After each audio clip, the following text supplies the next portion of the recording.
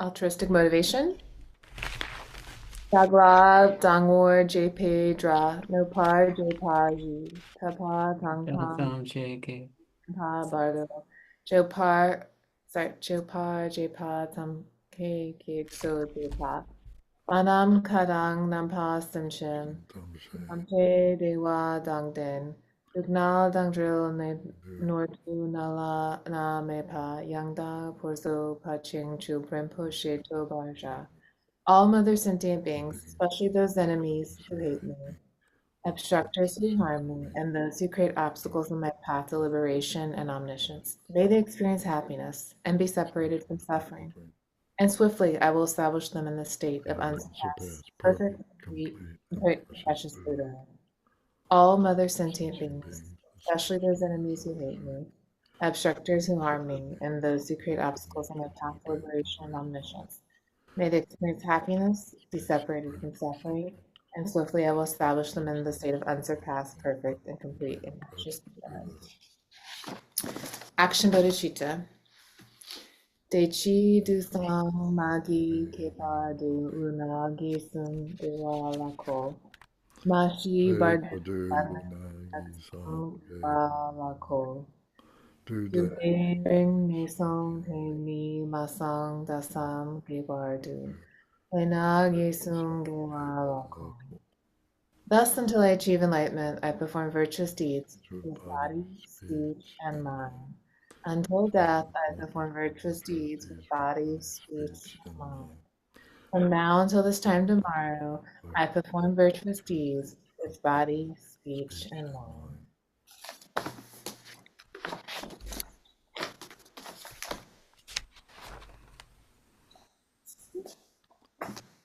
For immeasurables, short refuge. Sangye Chodang Soki Choblamla, Changchu Bardu Dagni Kyabsuchi, Kyabji Chimso Jeka Sanang Ki, Chola Tanjir Sangju Toparjo. In the Buddha, the Dharma, and the Sangha most excellent, I take refuge until enlightenment is reached. By the merit of generosity and other good deeds, may I attain Buddhahood for the sake of all sentient beings. From the Buddha, the Dharma, and the Sangha most excellent, I take refuge until enlightenment is reached. By the merit of generosity and other good deeds, may I attain Buddhahood for the sake of all sentient beings. For immeasurables, Manam Kadam Nampa Khenchen Dewa Dewa Gudang Kata Vidma Bandu Napi Judang Kawa George Vidna Mepa Dewa Bame Kawa Georgi Nering Chakam Nam Kawa Tangnam La Nepar Georgi. May all mother sentient beings, boundless as the sky, have happiness and the causes of happiness. May they be liberated from suffering and the causes of suffering. May they never be separated from the happiness that is free from sorrow. May they rest in equanimity, free from attachment and aversion.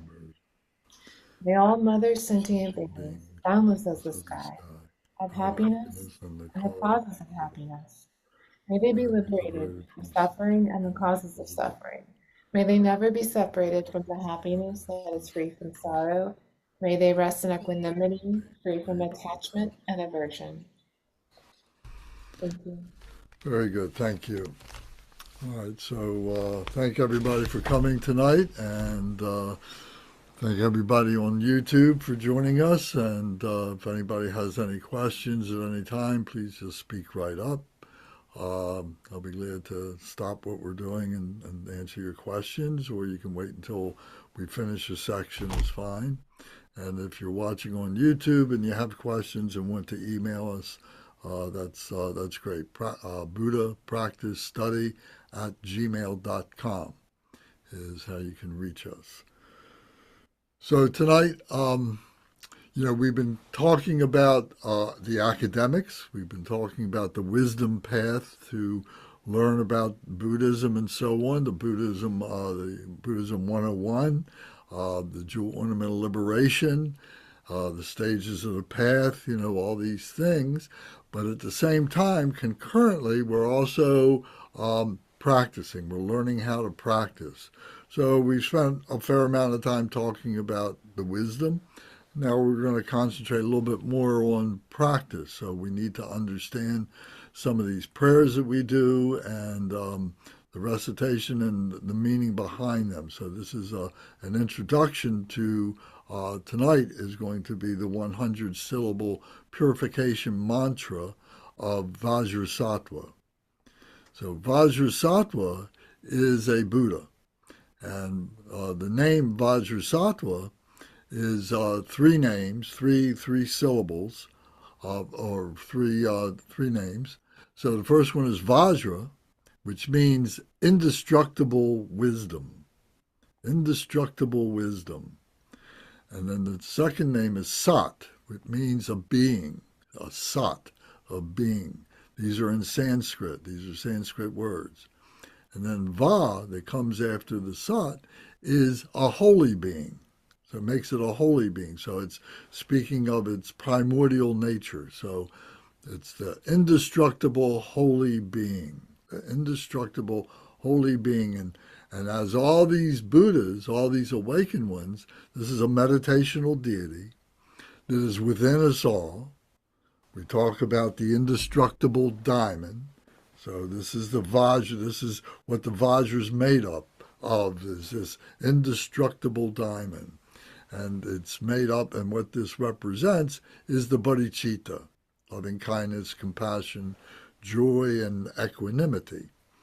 So the activity of Vajrasattva is purification by way of confession, by way of recognizing that we have this true nature within ourselves and that it sees everything that we do and is there to be able to forgive us, to guide us, to forgive us, and to carry on with our prayers and practices and studies and so on like that. So it helps us to continue our Dharma life. So the meaning of this is really encapsulated in this introduction. And if you go to this last section of our deity yoga practices, which says Buddha Vajrasattva. So if you have this, go to the last section here. In this book it says page 85. So you can find that there. And actually, if you look at, before we go there, if you look at page 84, the page that precedes that, is the image of Vajrasattva. Everybody got that? Everybody can see that? Okay. So Vajrasattva is a meditational deity. So it's within our heart center. And the deities are personification of energy, a personification of energy. And the energy of Vajrasattva is for purification, is for through confession. So this is what we're learning to do through Vajrasattva, is how to purify. So Vajrasattva, you can see, is sitting on a lotus pedestal. You see the multicolored lotus pedestal. And then on top of the lotus pedestal is the white moon disk seat. You can see that. On the other side of the white moon disk seat is the yellow sun disk. So the sun disk represents the heat of wisdom, the wisdom fire, the heat of wisdom. And then on the other side of that is compassion, is the moon, the cooling of the wisdom heat is the cooling. And this is the method, this is the skillful means, the application of the wisdom. So both are present, and in this case we're just seeing the cooling aspect of the moon disk. So Vajrasattva is sitting on that moon disk on the lotus pedestal, which represents the purity. Then Vajrasattva has a white body, representing again his purity. He's got 2 arms and 2 hands. In his right hand, he's holding a Vajra. This is a Vajra that is representative of the male and female Buddha families, the 5 Buddha families, which we will go into more detail another time. But this represents that indestructible wisdom of the Vajra. So he's holding this in the right hand at his heart center.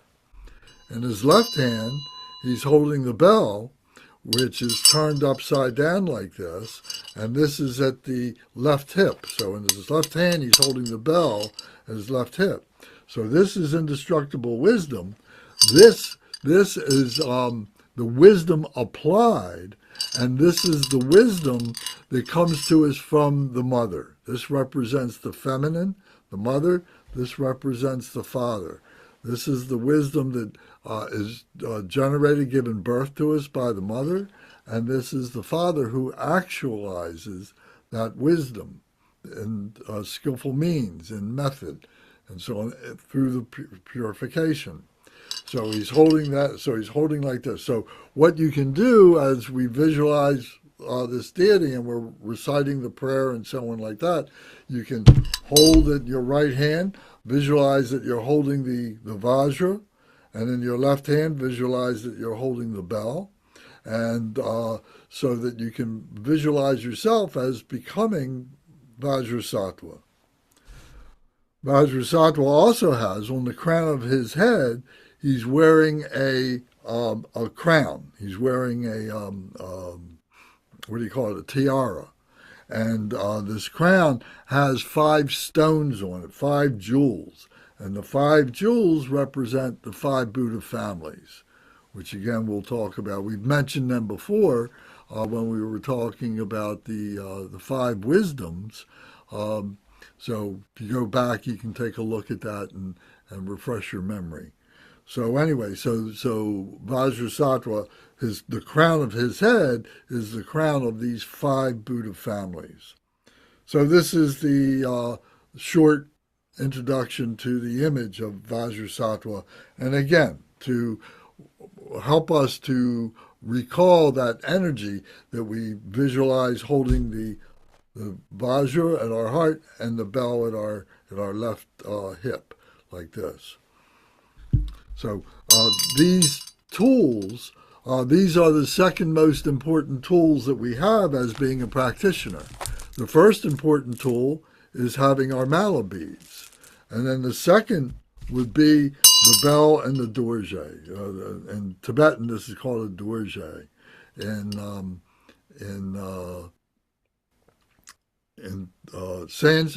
Tibetan, this is called a dilbu, D-I-L-B-U. So if you have one, that's great. If you don't have it, it's okay, but to have it is a powerful tool. So we'll talk more about that as we move through different practices and so on. Anybody have any comments or questions? Don't hesitate to ask. So now we're going to go to the next page, and at the top of the page is the introduction to Vajrasattva meditation practice. So I'm going to read this, and I'm going to read 1 line or 2 lines at a time and stop, and then give a little discussion on it, or lead a discussion on it, ask you some questions and see how it lands on you. So I need to use a magnifier. So I'll begin by saying this is the introduction to the Vajrasattva meditation practice. So, generally speaking, virtuous and non-virtuous acts depend on mind. Mind is the master, and the body, speech are the servants. Driven by the power of afflictive emotions, controlled by desire, hatred, and so forth, we create non-virtues such as the 5 heinous karmas. So going back to the beginning of this, it says, generally speaking, that both virtuous and non-virtuous is caused by the mind. So we're talking about the intellectual mind, primarily in this case. The influence of the big mind, the heart mind, is what we are trying to uncover. The little mind, the intellectual mind, is what's covering up the qualities of the big mind. Those qualities are the mind of the intellect, the mind of the little mind, is dualistic. So therefore, there can be present virtue, there can be present non-virtue. We need to bring both of those onto the path so that we can neutralize them into being our reality, our sense of oneness, to make it so that we're neutralizing, so that we're removing the blockages from the big mind. So it says depend on mind. So our little mind, if that's causing this dualistic thought, we need to be able to cut through that. We need to be able to purify that.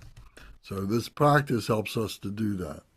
So the body and speech, so our physical body and our intellect, our physical body, our intellect is the body, and the speech is the master to the big mind when we talk about the big mind. So the big mind, in a very general way, manifests the physical body and the intellectual body. Another way of looking at it is that when we pass, when we die, and our physical body stops working, our brain stops working, our physical body, our organs stop working. But the spiritual body, the spiritual mind, continues. We have that from the time we were conceived. It mixes with the body, the physical body and the intellect of our mother and father. We have a life. We go through our existence as a human being, and then when we die, when we drop, the physical body stops, the intellectual mind stops, but the spiritual body continues. And then it goes into what we talk about as to the reality, and then to what we talk about as being reborn.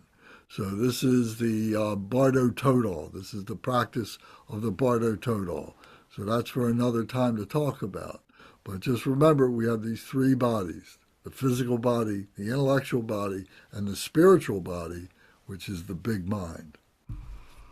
So the mind, the big mind, this is the master, and the others are servants to it.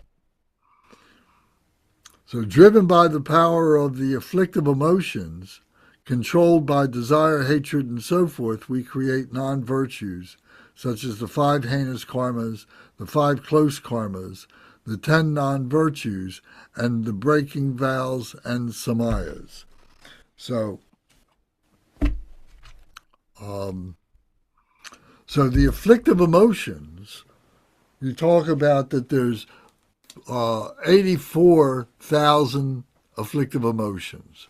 So you may have heard this term, and this is a general term that is used to be able to give this sense that there's so many beings, and every being has their own combination of karmas and so on, and create these afflictive emotions that are made up of, if you recall, we talked about the 5 poisons. The 5 poisons and all their combinations manifest as these 84,000 afflictive emotions. So we need to be able to understand the causes and to be able to neutralize those emotions.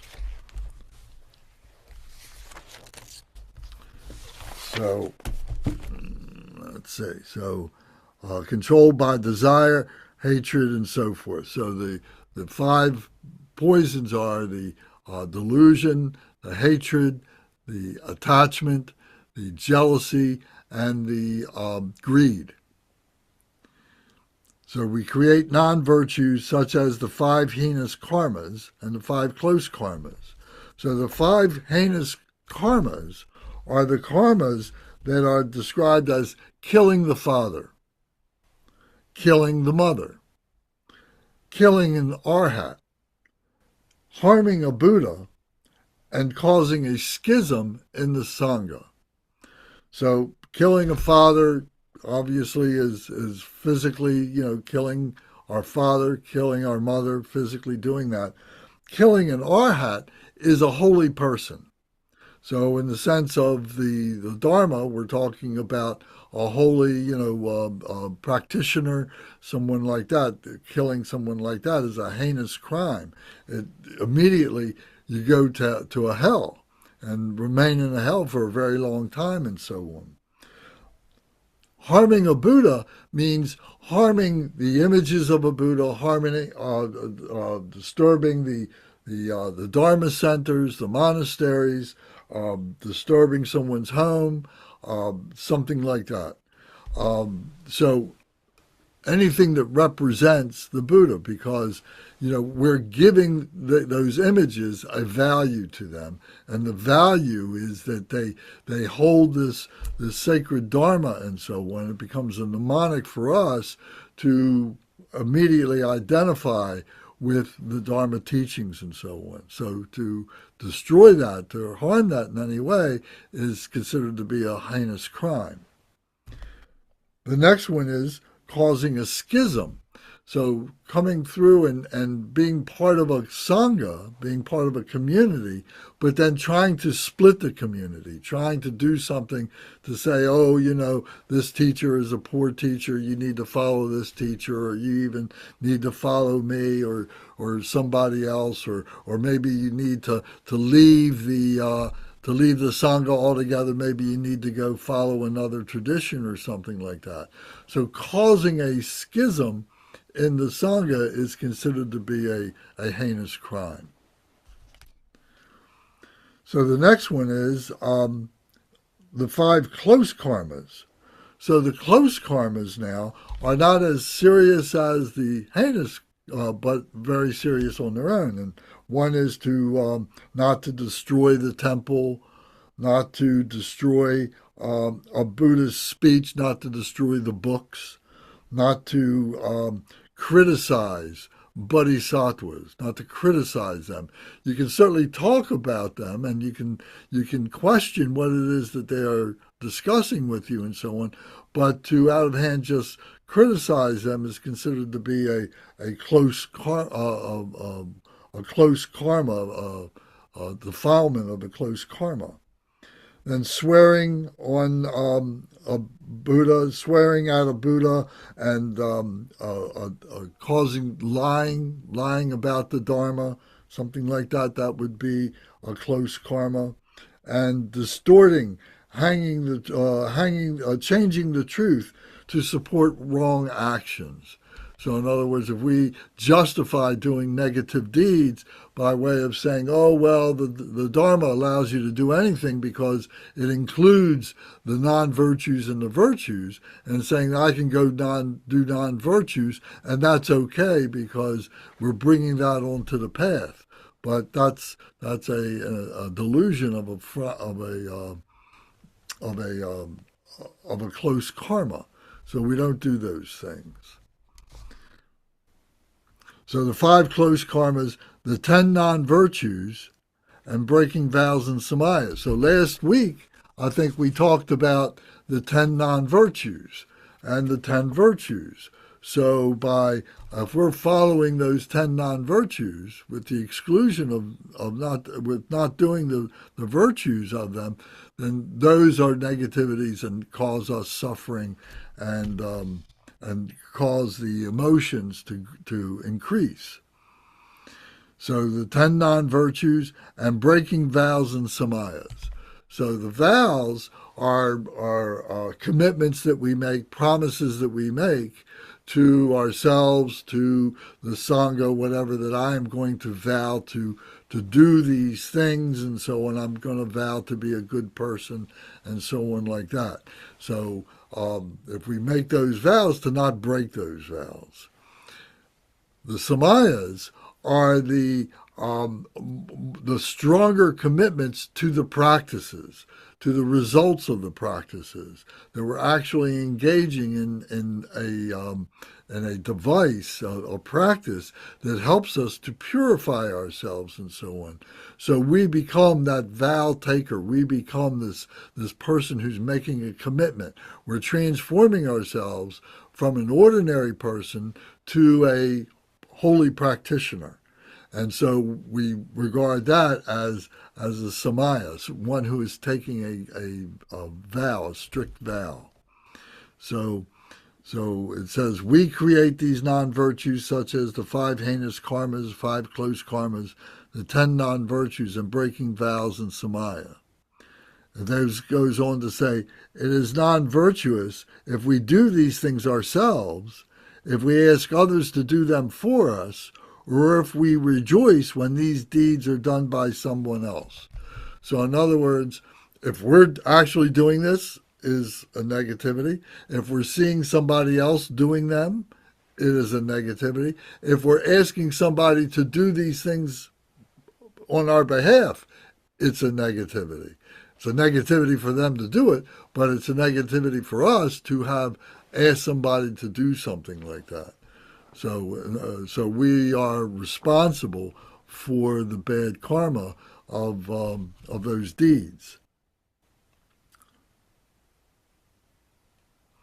Then it says, not only that, when the mind is under the control of desire, hatred, and so forth, we continue to create non-virtue, even if we hear, study, and practice the precious Dharma.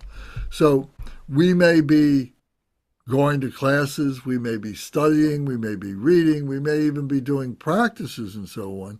But if we are continuing to do negativity, non-virtuous things and so on, those good things that we're doing does not change the fact that we're doing negative deeds, and we're suffering from the results of those negative deeds and so on. So this is saying that we're still responsible. We're responsible for whatever good things we do, and we're responsible for whatever bad things we do. So we're laying the foundation. We're seeing how, what it is to do good deeds, to do bad deeds, and so on, so that we can purify ourselves. What we're trying to purify is our understanding of what negativity is, of what non-virtue is, what these deeds are, but also to understand better what our good deeds are and what our virtues are, and how we can enhance those good virtues and so on to be able to neutralize that negativity.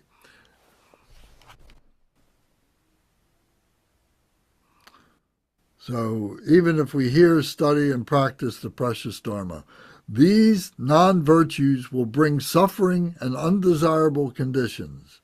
These non-virtues can be created when we conquer our enemies, protect our relatives and friends, defend our own body, and accumulate wealth.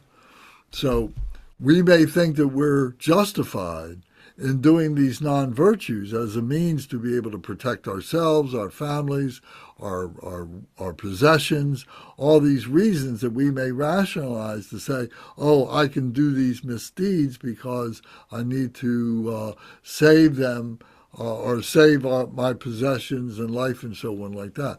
But when we do these deeds, regardless of what the motivation is, we are suffering from the results of doing that. We are taking on that karma of negativity and so on. So we may be defending our life, and somebody's coming at us with a gun, or somebody's coming at us to fight us, or they got a knife or something, and we kill them in the process of trying to defend ourselves or our family or household, whatever, and we kill them, we still killed somebody.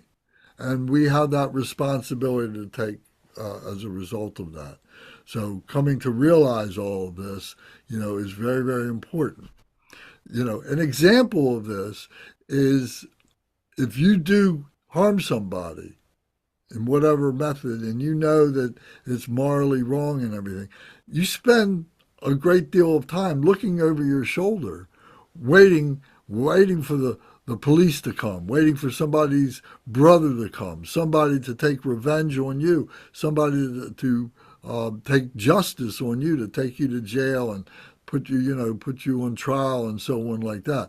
So this misdeed remains with you for a long, long time. Even if you seem to be a hardened criminal who thinks they can get away with these things, they're still looking over their shoulder. They still know that at some point they're going to have to pay for this in one way or another.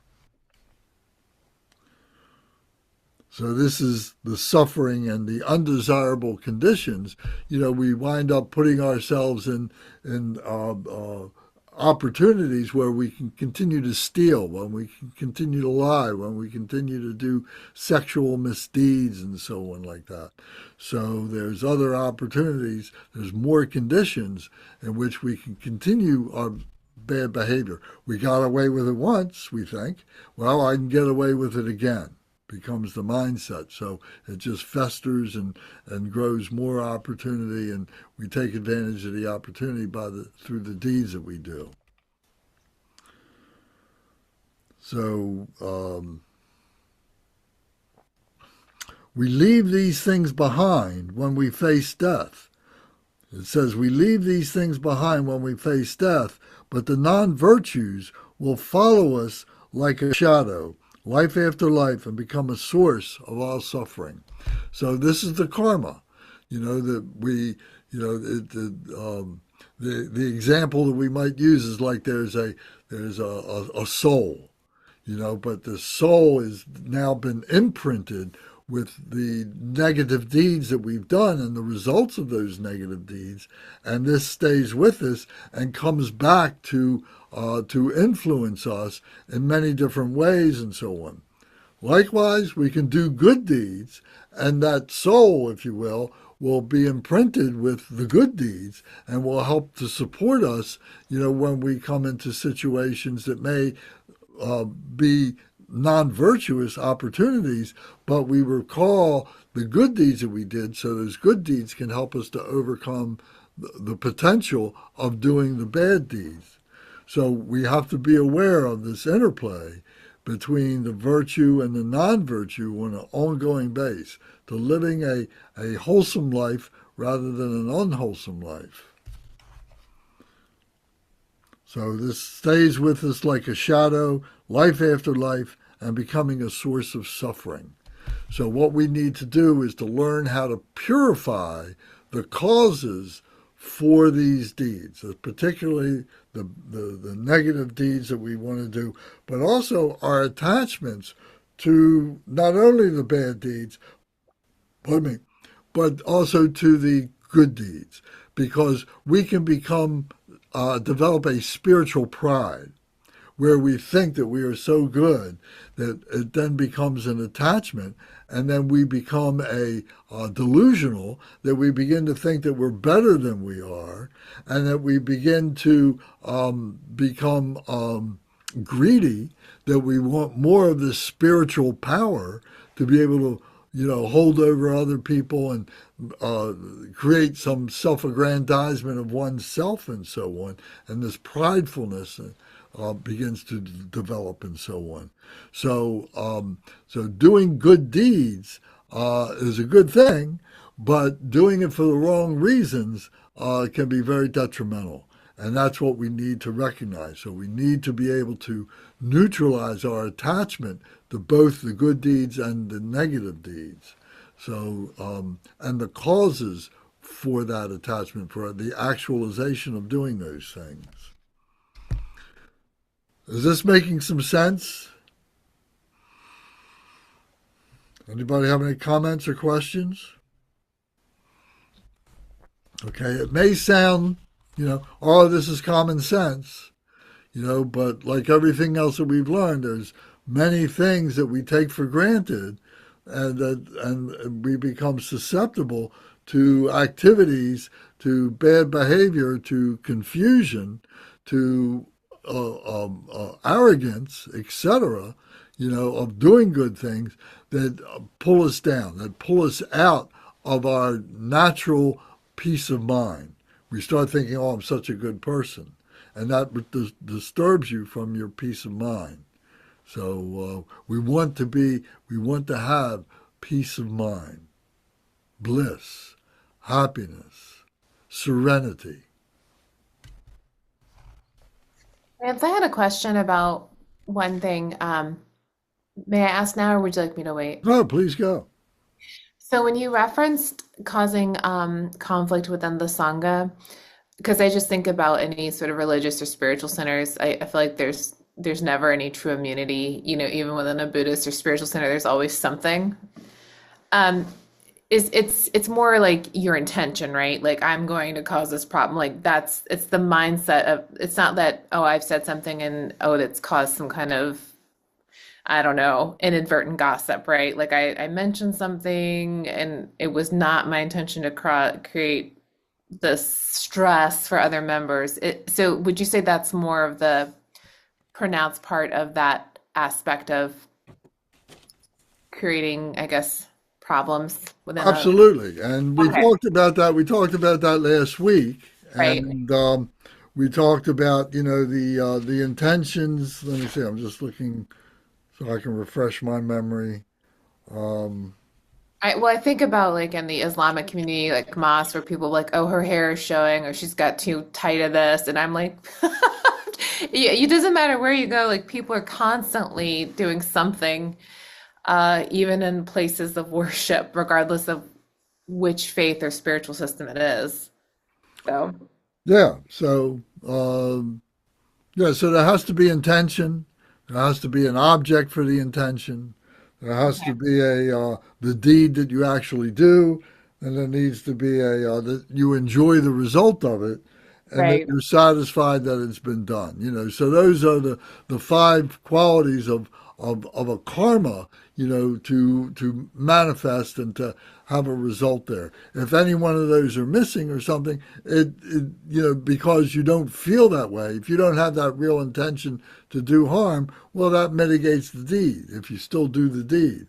So, yes, so the intention is very important. And that goes both ways for the positive and the negative side Yeah. of that.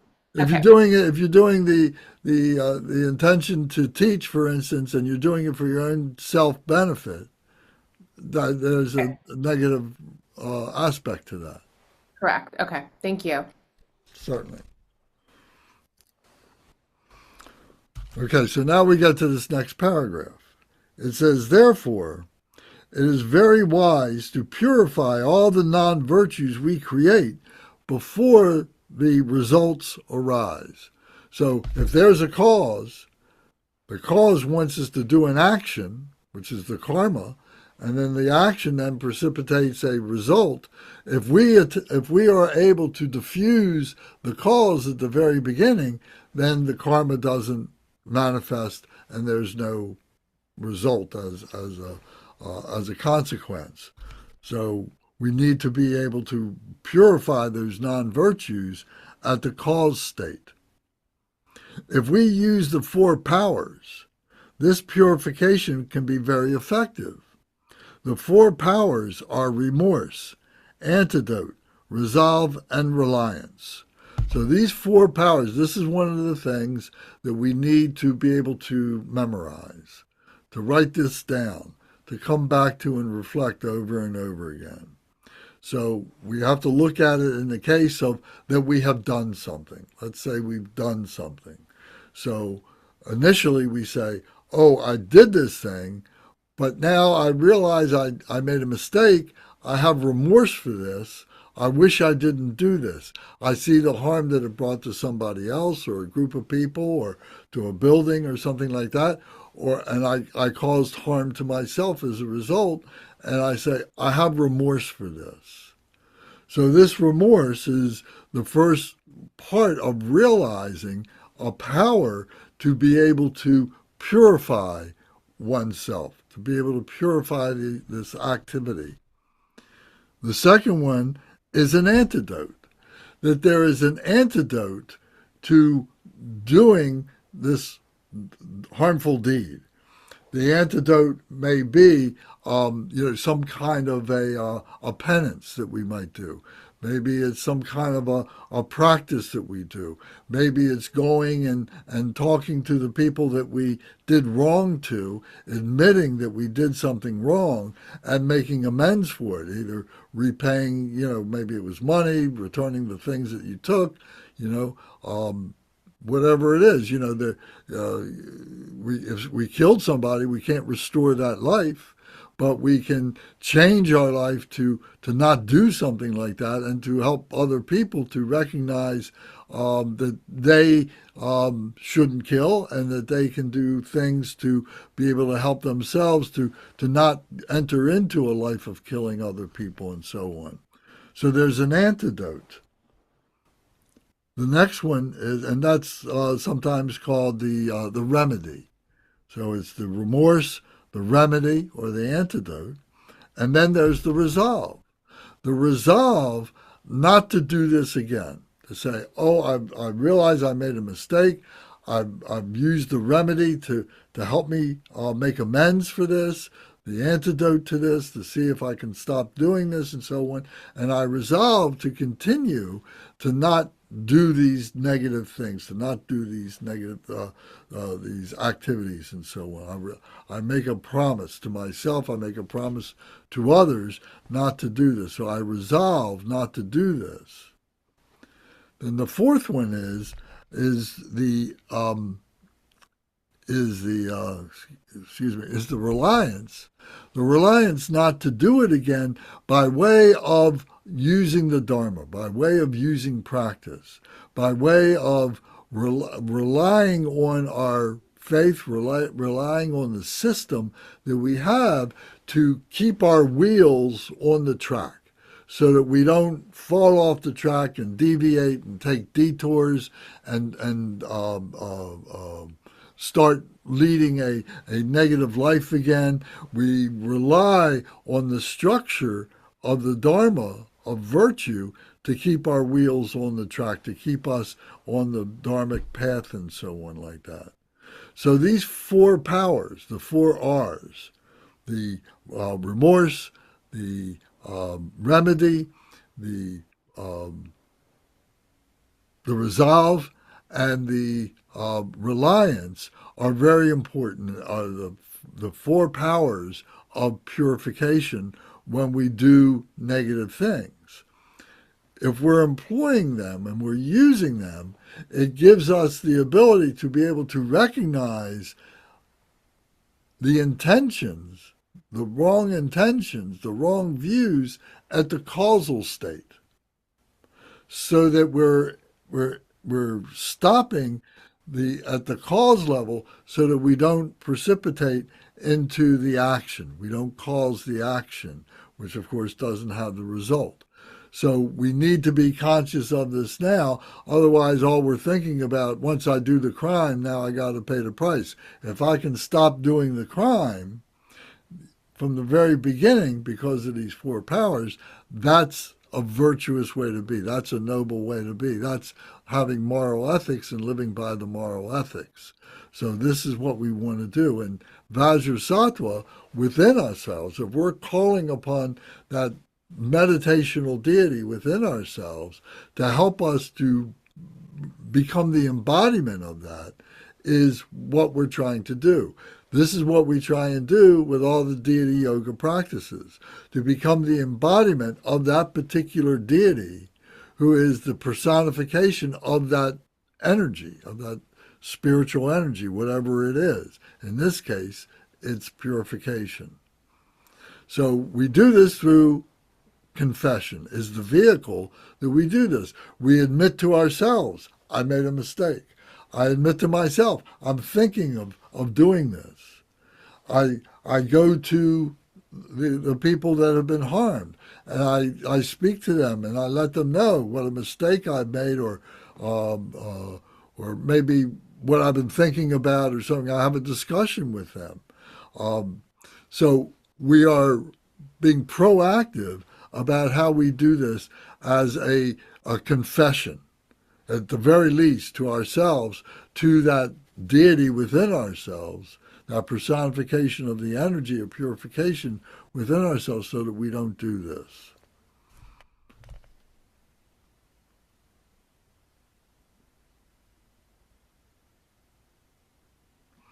So it continues to say that, so with confidence and without hesitation, we enter into the Vajrasattva practice. So again, with confidence and without hesitation, we enter into the Vajrasattva practice. We have sincere remorse for evil deeds. We confess them and resolve not to create any more negativity, any more negative karma, even at the risk of our own lives.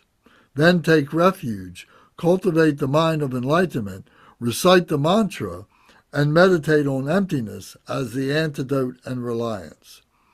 So this has a lot to say in here. Have sincere remorse for evil deeds, confess them, resolve not to create any more negativity, karma, at the risk of one's own life.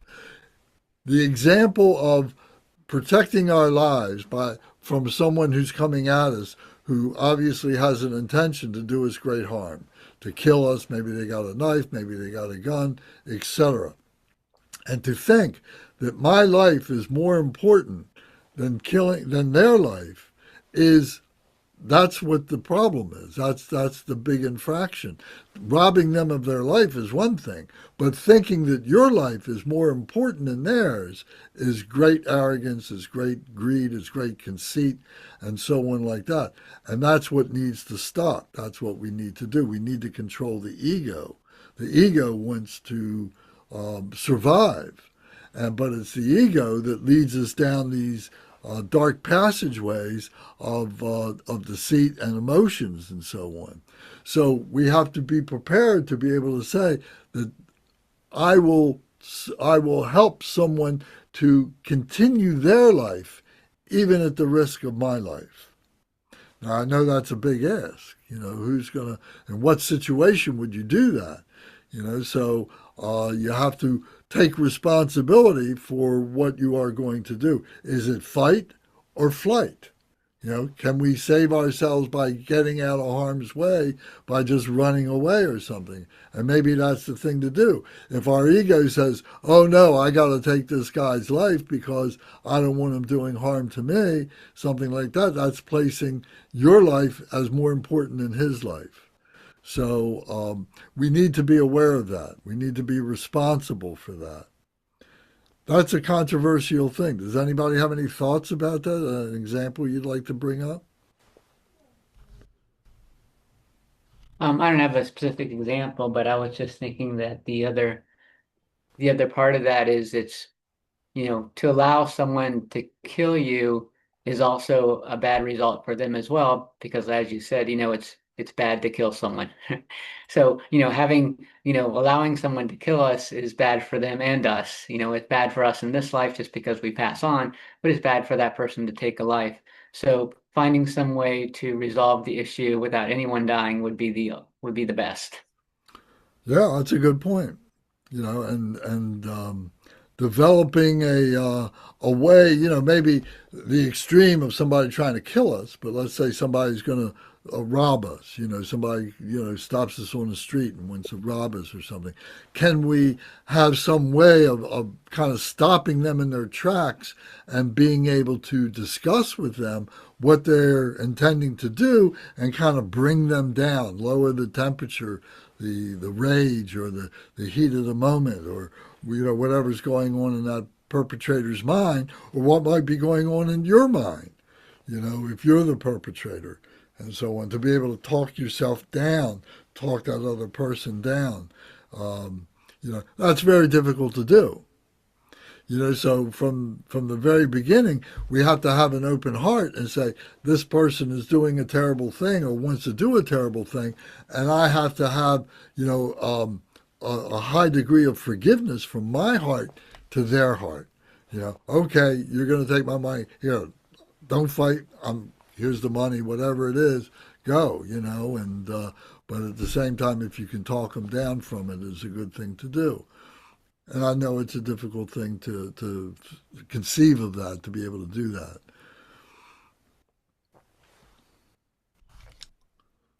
I So, also wanted to make a mention about the 4 R's, in that I've heard our reliance referred to as refuge, and I like that because then it kind of makes it a little bit more real to me as to what it is, taking refuge. And I've also heard the refuge place second. So in the example that the person gave who I read it said that it's like you've fallen down with whatever your unwholesome action was, and then you're pushing up to get back up, and you're pushing up off the refuge. The Buddha, the Dharma, and the Sangha, that's the floor you're pushing your back self off of. So that's why they put it as second. That's the reason you've done something unwholesome also, because your understanding of the Dharma helps you to come to that realization. You recognize, oh, I've committed wrong speech. You can only know that because you know that wrong speech is part of right speech is part of the Dharma that you want to practice. So thank you. Yeah, that's a good example. That's a good thing to think of. The refuge in the three jewels, the refuge in the practice, and so on. Yes. So then it says here, then take refuge, cultivate the mind of enlightenment, recite the mantra, and meditate on emptiness as the antidote and reliance. Meditate on emptiness as the antidote and reliance. So taking refuge, support in the Buddha, the Dharma, and the Sangha, the three jewels, taking refuge in that, taking reliance into the practice, which is the Dharma, and so on like that. Cultivate the mind of enlightenment. I always like to interchange the word enlightenment with liberation, because the enlightenment and the liberation are two things. You're enlightening yourself that all these things are manifestations of your own fabrication and so on. And in the process of recognizing that and actualizing that, you're liberating yourself from the commitments of these things, and therefore liberating yourself from the consequences of them, and you're maintaining a freedom. You're maintaining a peace of mind. A peace of mind in your brain, but also a peace of mind in your heart. And so to be able to say, to cultivate the mind of enlightened liberation or something like that, to be able to remove the ego from the equation. Because the ego, again, it wants to have satisfaction of being superior, of survival and so on. So if we can take the ego out of the equation, we're a huge step in the direction of liberation, being liberated from the ego wanting to do these things for selfish reasons. The ego is selfish. If we can assign certain functions for the ego, that's something that we can do, and that's something that we do try and do. But that's for another conversation. So we cultivate the mind of enlightenment, we recite the mantra, and we meditate on emptiness as the antidote and reliance. So we're going to get to the mantra in a moment, but first let's talk about the meditate on emptiness as the antidote and reliance. So the antidote was the remedy, and the reliance was the system to be able to do this. So the emptiness means that all this is all temporary. All this is just something that, we've created for ourselves, to satisfy our ego and so on. And I know it's a big ask to be able to maintain that in this moment of intense emotion, but if you enter into that situation at being in a state of mind of peace, of emptiness and everything, then when something like this comes up, it's not as severe. But if we're all tensed up, anxious because of our lives, the things that we do and so on, it's a very easy fall downhill to make it worse than it was. So emptiness is the notion that everything that we have created is our own doing, is our own fabrication, and that all this is all empty of its own nature. It's all just a fabrication of our apprehension, of our phenomenal nature, what we think it is. So doing these practices helps us to understand that emptiness. In the Mahayana, this is what we talk about in the Mahayana, the emptiness. This is the life of the Bodhisattva. We talk about that. This is the Prajnaparamita. We talk about that. So there are techniques, there are practices to help us to develop that. So we don't have time to talk about all of them right now, but we're talking about this purification now because that can help us right away. We can begin to see how this can help us, particularly with this prayer. So, here it is. So now if we can go to, in our prayer board, does anybody else have any comments or questions about this?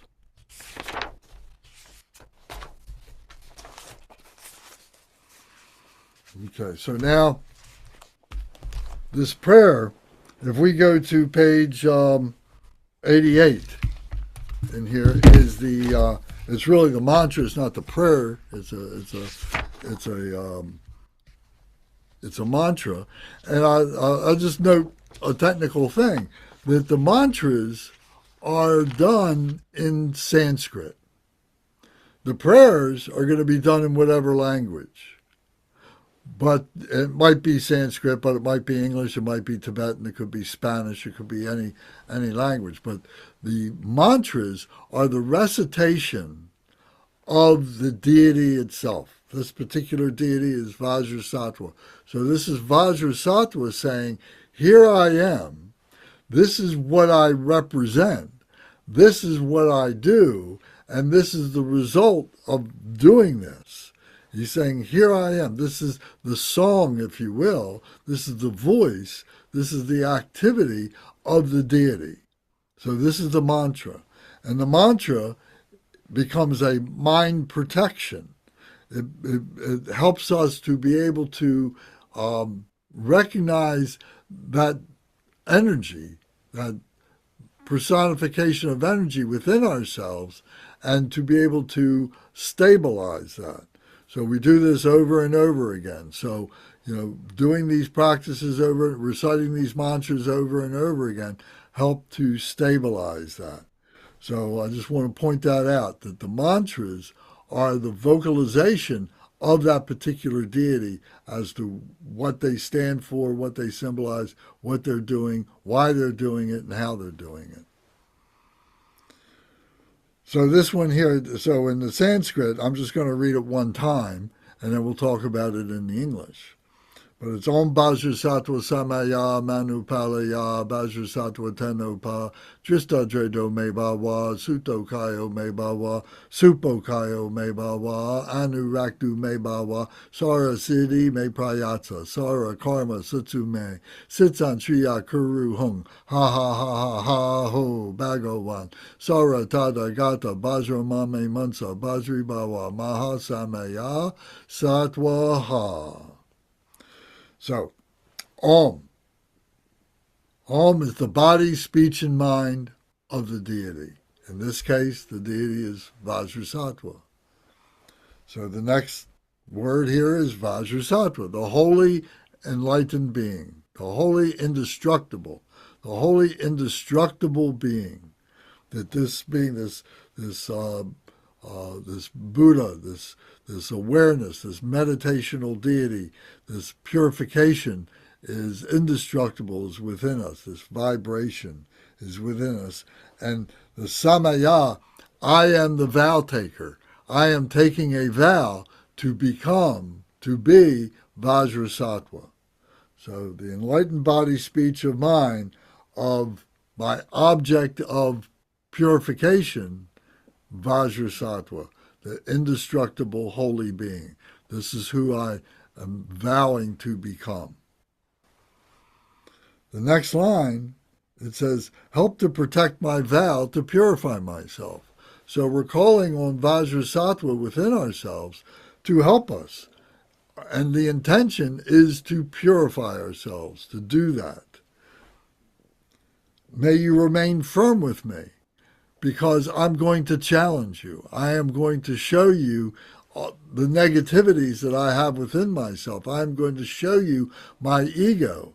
And I need you to be firm with me when I start deviating, when I start going off track, when I start cheating, when I start doing things and rationalizing my non-virtuous behavior, for some selfish reason or another.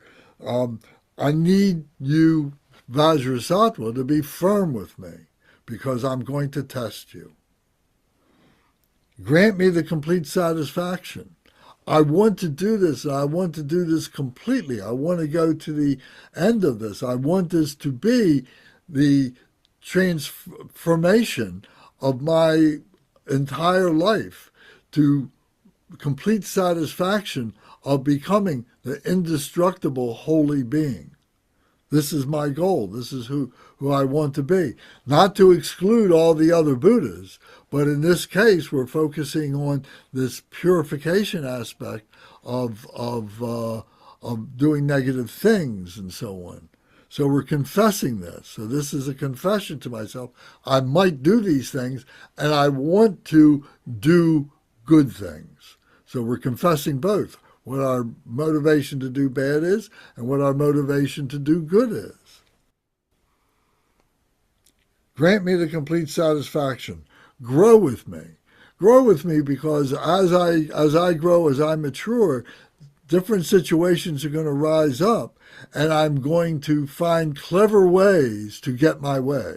The ego is going to find clever ways to manipulate me and to take advantage of other people, to take advantage of my own life and doing these negative things and rationalizing it and so on like that. So I need you to grow with me, to have wisdom and skillful means to be able to guide me away from doing these negative things, from thinking of these things, from actualizing these things. Grow with me. Be loving towards me. Show me wisdom. Loving is another way of wisdom. And, when we talk about the four thoughts that turn the mind to the Dharma, we talk about precious human life. When we talk about bodhicitta, we talk about loving kindness. These are ways of saying this is wisdom, understanding that there is a pathway to wisdom and so on, and we need to actualize that wisdom. So be loving towards me. When I falter, show me love. When I make mistakes, show me love. Have love for me. Have love for other beings, because you're becoming Vajrasattva. So at some point, this begins to radiate, and you become helping other beings through your activities, through your engagements with other beings, to help them as Vajrasattva. So first we're learning to do it for ourselves, and then in turn we're helping others to be able to do it for themselves. We become examples. Grow with me, be loving towards me. Grant me the attainments to master the powers beyond body and nature. So these attainments to master the powers of these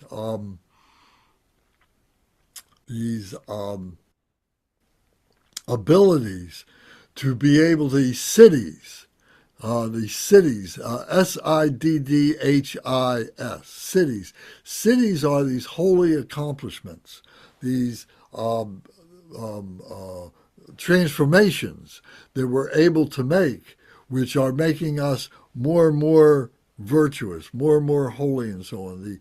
The accomplishments of becoming a holy being, being a practitioner. And then from being a practitioner to become a yogi and a yogini. A yogi and a yogini are those beings, a male and female, that are in union with the Dharma, that are in union with the meditational deities, that are in union with it. They've gone from being a practitioner who's learning about these things to actually now being in union, to actually now recognize oneself as Vajrasattva, as Shenrezig, as Sangye Menla, as Tara, all these different deities, that we begin to see that we have made a transformation to be these deities. How stable it is becomes questionable, and that's another thing that we will talk about, to be stable in it. But at least we know the way. We know that we have accomplished it. We've been able to do it, maybe for a weekend retreat, maybe for a week-long retreat, or for 2 months or something like that. We've been able to stabilize it.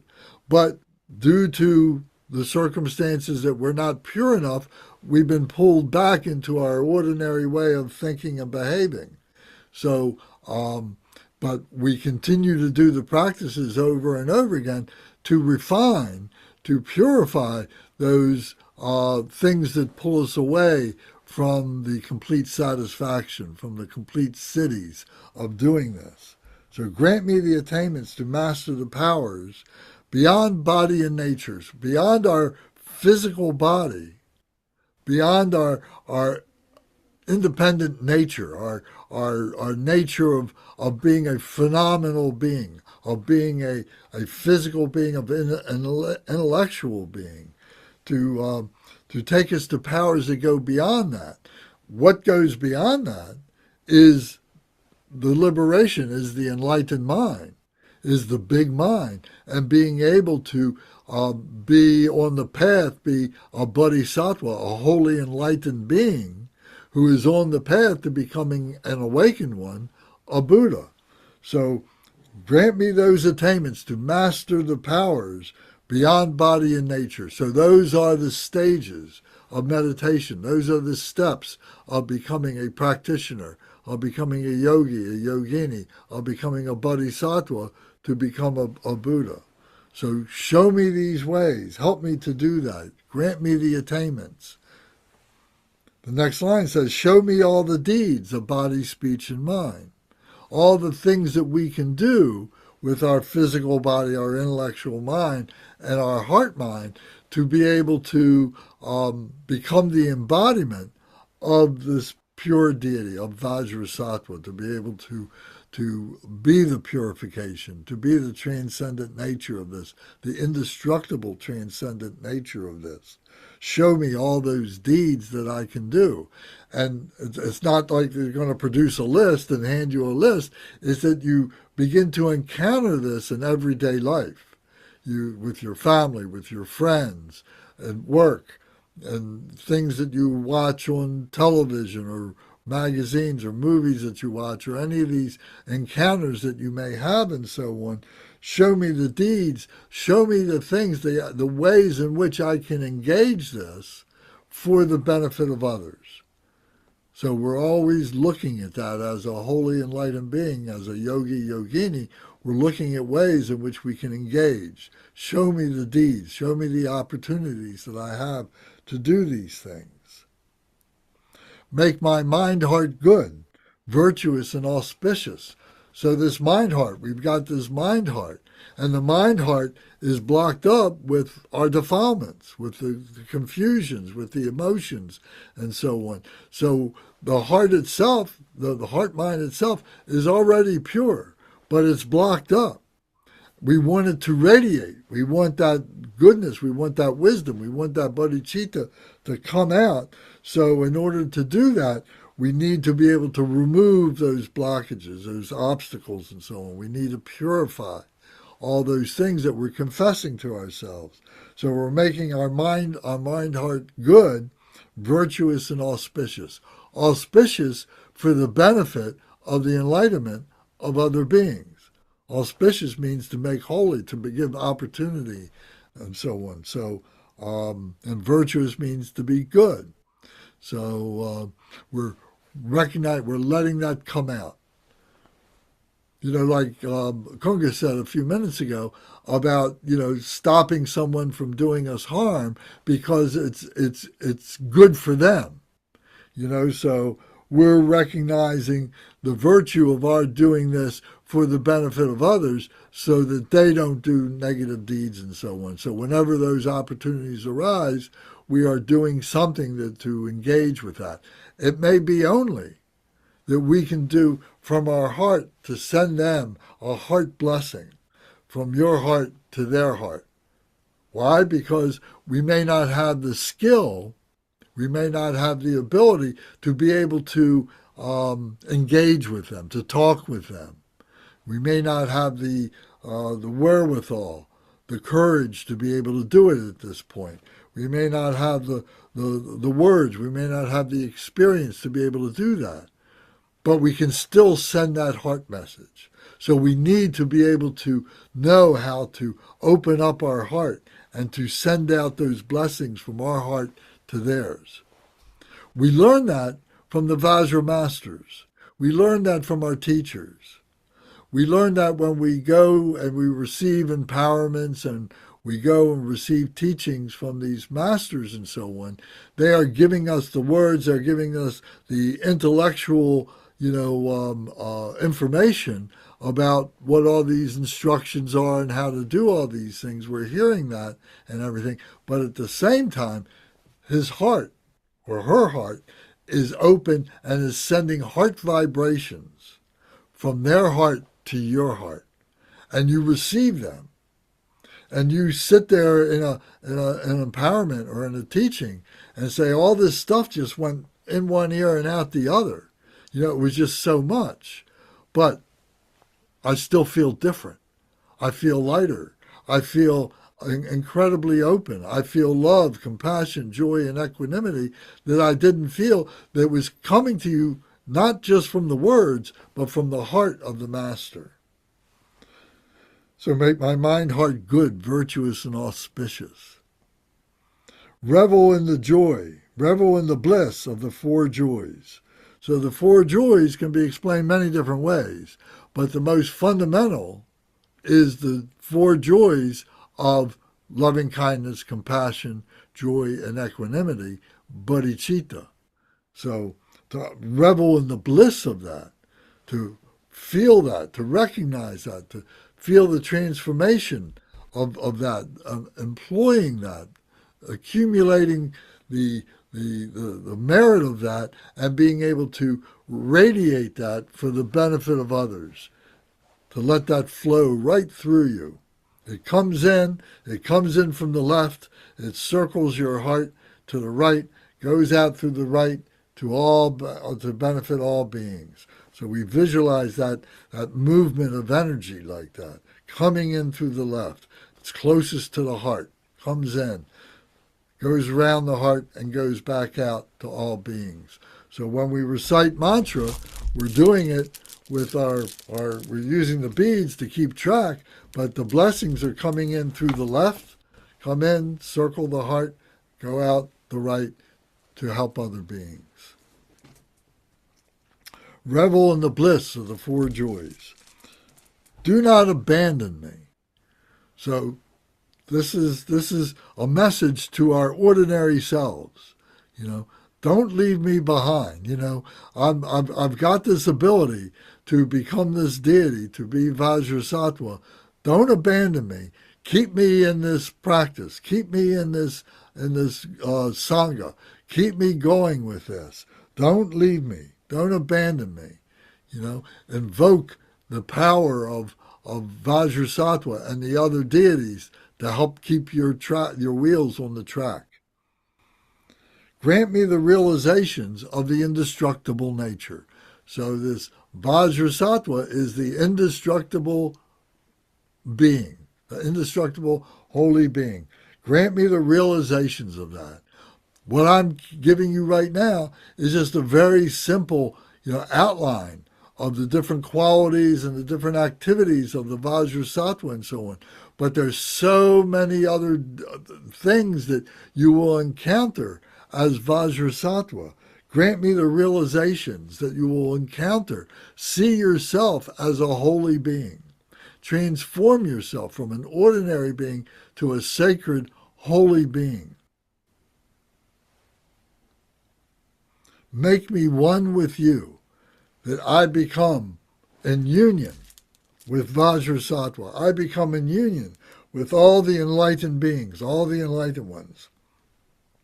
And I'm doing this for the benefit of all beings. I'm doing this not out of ego, but for the benefit of helping all beings. Make me one with you. Thus I signify my unity with non-duality. Ah. So, ah is the syllable, ah, om ah hung, is the syllable of cutting through, the syllable of protection, cutting through all the multiplicity, all the confusion, all the dualistic nature, cutting through all of that and allowing it all to come together. Allowing it all to come together. We're not cutting it through to divide it. We're cutting through all the nonsense of it, all the misunderstanding of it. We're cutting through the superficiality of it. So I signify my unity with non-duality. Ah, and we're cutting through. So reciting this prayer, this mantra in English, at least one time, if you're going to be reciting this, I suggest that along with the other prayers that we learn, that we memorize this. And it's actually one of the easier to memorize because of its meaning and because of the melody of reciting it in the Sanskrit. So for the English, it takes a little bit of time to be able to do that. You know, we should recite it as often as we can in English, but we should also recite it in the Sanskrit. When we recite it in the Sanskrit, we're reciting it in the language of the time of the Buddha, when these were first uttered, that this vibration has never stopped. It never was born. It was always there and has continued. And at any given time, there's thousands, if not tens of thousands, hundreds of thousands, millions of people throughout the whole world that are reciting mantra, that are reciting Sanskrit, and we're harmonizing with them. And the power of that harmony strengthens us. We feel that and we take that with us. So when we recite these mantras, when we recite these prayers, we should be doing it out loud, and we should be doing it with not a shouting, but we should be doing it with a conviction, with a confidence, regardless of what our voice sounds like, and that we're not pronouncing the words exactly correctly, but we're putting ourselves on the path to be able to do that. We're practicing how to do that, how to harmonize with that. And we find that all that comes together as the Sangha, all the strength. So we recite this over and over again. So there's a melody for this, and I'll send it to you in an email. I'll send you the recorded of this. I'll send you of Khenchen Rinpoche reciting this. And he's, of course, doing it as a Tibetan. And then I'll also send you another recitation where I do it. And it's just to show you that, you know, an ordinary Westerner can recite these things, and maybe it'll help you make the connection between yourself and the Lama, you know, through the intervention, or not the intervention, but through the aid of having, you know, another Western practitioner. We don't have the benefit of being together on a regular basis in person to be able to do these things often. So we have to rely on your ability to do these things alone by yourself at home and use these recordings and so on to help you to do this. And hopefully that's what you're doing. It's not just listening to me go on, but it's you actually taking these things to heart and practicing these. So for this, we're near the end of our time here. So I would like to go through this and recite this for you and with you. So if you can join me, I'm going to do this with a melody, and that's what I'm going to send you. So first I'll recite it in the English, and then 3 times in the Sanskrit. Om Vajrasattva Samaya Manu Palaya Vajrasattva Teno Pa Drista Jedo Mebawa Suto Kayo Me Bawa, Supo Kayo Me Bawa, Anu Raktu Me Bawa, Sara Siddhi Me Prayatsa, Sara Karma Sutsu Me Sitsan Triya Kuru Hung, Ha Ha Ha Ha Ha Ho Bhagawan, Sara Tada Gata Bajra Mame Mansa, Bajri Bawa Maha Samaya Satwaha.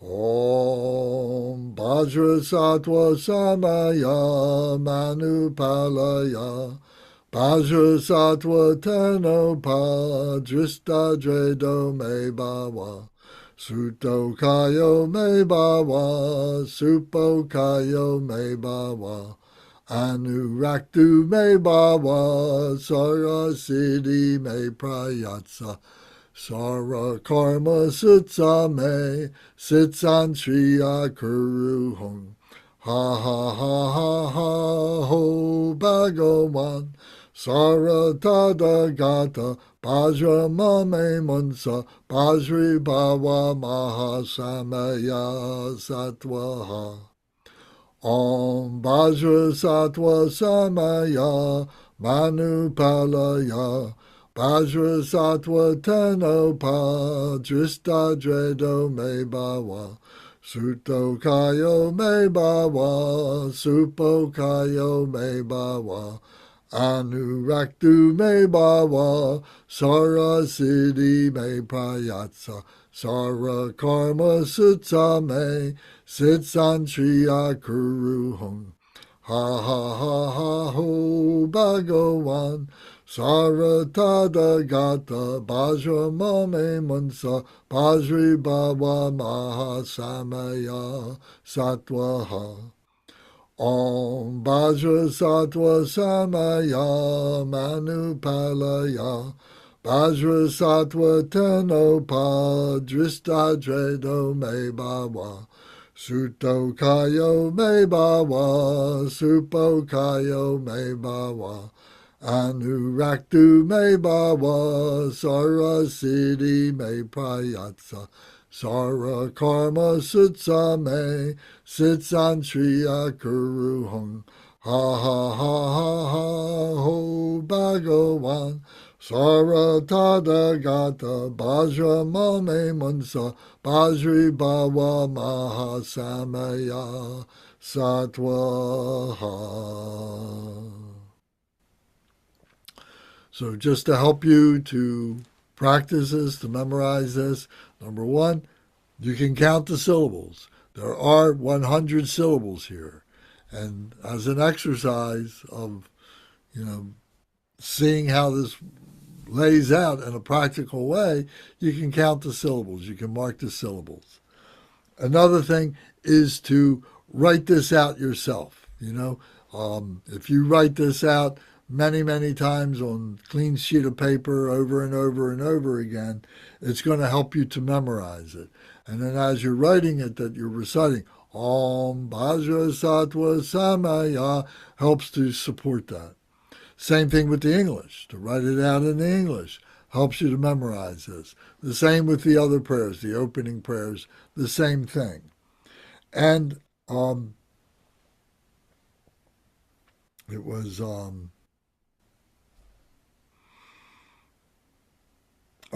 the melody. To play the melody, to have the melody maybe on your phone, or you can play it in your car, or you can play it in the house, or whatever, And if you are just kind of just humming or singing along with the sounds, the vowels, the sound, Om ba da da da na na na na na na na, the melody, just getting used to the melody and so on, the timing of it can be very helpful. So my point is, you can take it apart and you can put it back together again, and it'll help. We talked about that during practices, during teaching sessions and so on, we begin with the opening prayers to set our intention.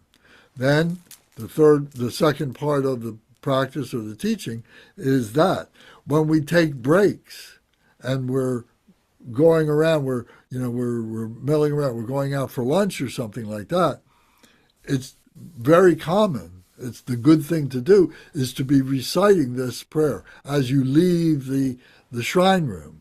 That you're going and you go, Om Vajrasattva Samaya, because what it's doing, it's stabilizing your purification, your sense of purification, your request for purification, the meaning of what this mantra is all about, to stabilize that when you come back into the room. So it may be recited many times during the time of the teaching or the time of the practice. And then at the end, then we're doing our dedication and so on. So thank you for listening. I'm sorry that we didn't have a whole lot of time for discussion, but if you have any questions or comments, something you'd like to ask, now would be fine.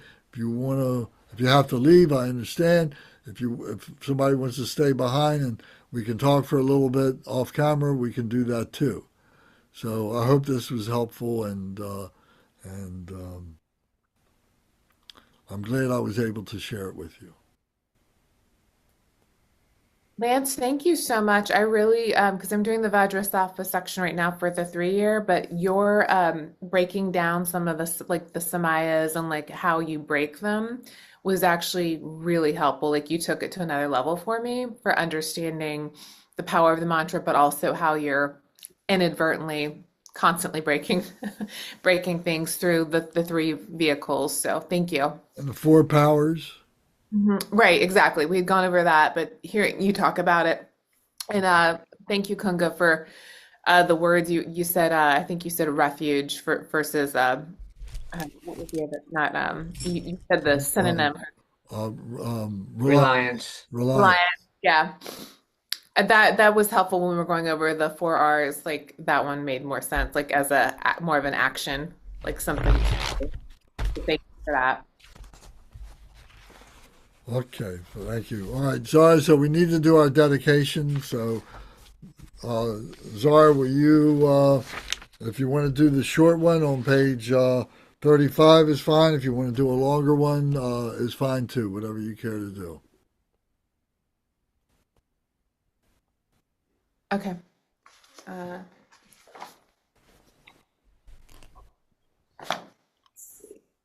Okay.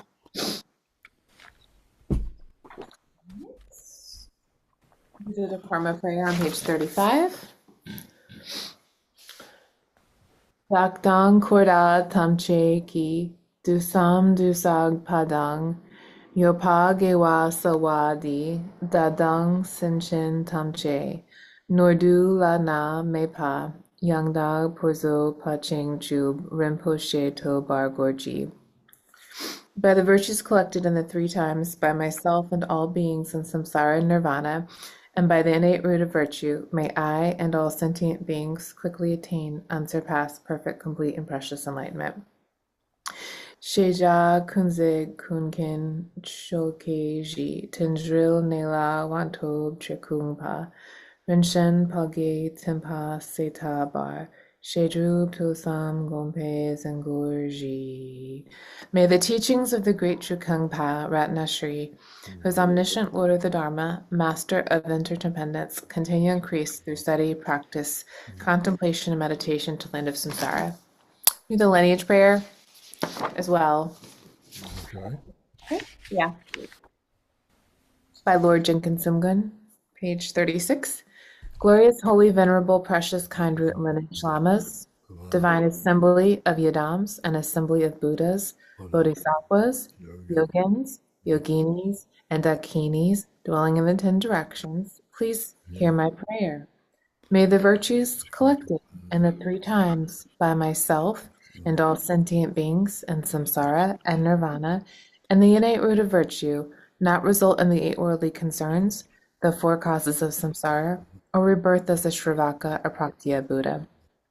May all mother sentient beings, especially those enemies who hate me and mine, obstructors who harm, misleading Maras, and the hordes of demons experience happiness, be separated from suffering, and swiftly attain unsurpassed, perfect, complete, and precious Buddhahood. By the power of this vast root of virtue, may I benefit all beings through my body, speech, and mind. May the afflictions of desire, hatred, ignorance, arrogance, and jealousy not arise in my mind.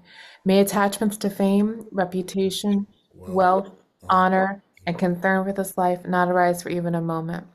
May my mind stream be moistened by loving kindness, compassion, and bodhicitta, and through that may I become a spiritual master with good qualities equal to the infinity of space. May I gain the supreme attainment of Mahamudra in this very life. May the torment of suffering not arise even at the time of my death. May I not die with negative thoughts. May I not die confused by wrong view. May I not experience an untimely death. May I die joyfully and happily in the great luminosity of the mind as such and the pervading clarity of Dharmata. May I in any case gain the supreme attainment of Mahamudra at the time of death or in the bardo. Om. Ah. Om. Om. Ah. Om. Om. Ah. Om. May my body, speech, and mind become inseparable from the body, speech, and mind of all the enlightened beings for the benefit of all sentient beings. Very good. Thank you all very much. Thank you. Thank you, Lance. Thank you, Elias. Thank Thank you. you. Thank See ya. you, Kunga. Thank you. Good night. Leah, thank you very much. Good night, everyone. Thank you. Okay, thank you. Very good.